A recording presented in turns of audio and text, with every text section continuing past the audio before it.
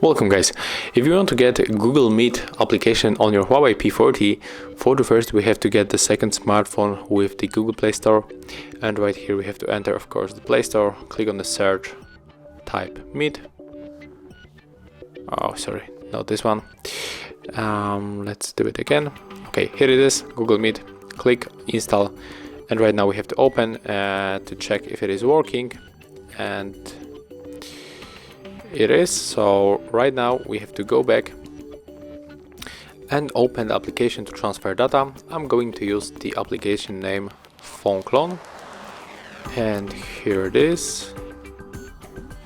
Let's open on your Android phone and open also on your P40, and as you can see we have two options, the new phone and the old phone. Of course on the P40 we are choosing the new phone, and on the old phone we tap on the old phone, and we have also choose the phone type of our Android smartphone, this one.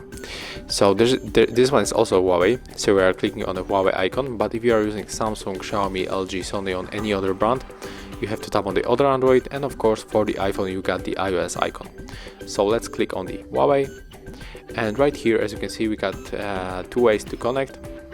The first one is to scan the QR code, but also we can connect manually with the password below. So I'm going to scan QR code because this is the fastest way to connect. And right now we have to wait a little bit because our smartphones are connecting. Okay, and in this step it's very important to click on this marker to unselect all of these applications, because we only want to get our Meet application, right? And right here we have to scroll down to enter our Meet, select, okay, tap on the transfer button, and right now we have to input our lock screen password. And it's done, tap on the finished, and right now we'll be able to use it on our P40. So that's how it works, guys.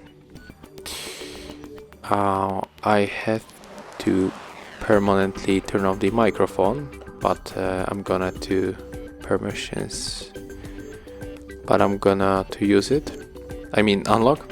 So if you cannot use with microphone on the camera, you have to enter the settings, permissions, and enter the phone, camera, microphone, and the contacts, and of course allow the access for this app. And right now when we go back, as you can see, it works. So thanks for the watching, leave thumbs ups, comments, and of course subscribe to our channel.